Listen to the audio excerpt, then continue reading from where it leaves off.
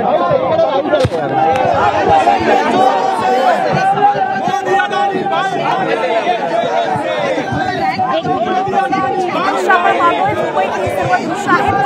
आता पुन्हा एकदा आक्रमक झाल्याचं आपल्याला दिसतंय। अदानींच्या विरोधात हे सर्व आंदोलन सुरू आहे।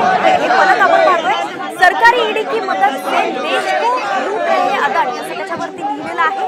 आणि मुंबईतून काँग्रेस सलग दुसऱ्या दिवशी आक्रमक झाल्याचं पाहायला मिळतं। कालही काँग्रेसचा आंदोलन जे झालं होतं। बदलापूर घटनेवरून काँग्रेस सध्या राज्यातील वेगवेगळ्या भागांमध्ये आक्रमक आहे। काल मुंबईत मंत्रालय सुद्धा त्यांनी गाठलं होतं।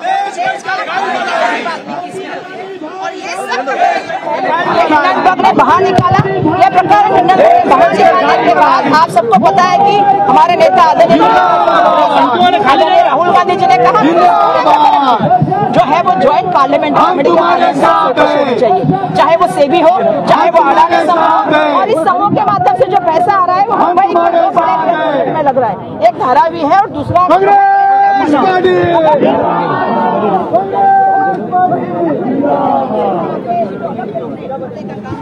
लेकिन हकीकत कुछ अलग है। और सेबी आपको सेबी से उम्मीद थी कि सेबी इसकी इंक्वायरी करेगी कि उन्होंने अडानी को पहले क्लीन चिट दिया है। अगर वही इन्वॉल्व है अडानी के साथ तो उनसे कैसे आप उम्मीद कर सकते हैं? तो हमारी पहली मांग यही है कि उनको उनसे पद से निकाल दिया जाए माधवी मुखर्जी को, जो वहाँ की सेबी के प्रमुख है।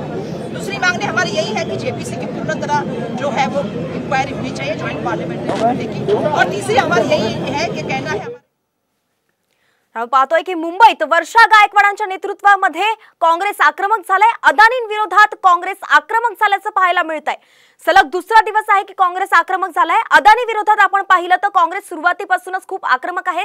लोकसभेत सुद्धा राज्यसभेत सुद्धा राहुल गांधींकडून नेहमी अदानींवरती ताशेरे ओढले जातात आणि आता त्याचे पडसाद आपण पाहतोय की महाराष्ट्रात सुद्धा पाहायला मिळताय। वेगवेगळ्या त्यांच्या मागण्या आहेत आणि त्या मागण्या घेऊनच आता रस्त्यावरती काँग्रेस उतरली आहे। याचं नेतृत्व वर्षा गायकवाड करतायत। मुंबईत आंदोलन सुरू आहे, घोषणाबाजी केली जाते, फ्लेक्स इथे झळकवले जात आहेत आणि त्यावरती अदानींच्या विरोधात मजकूर छापण्यात आलाय।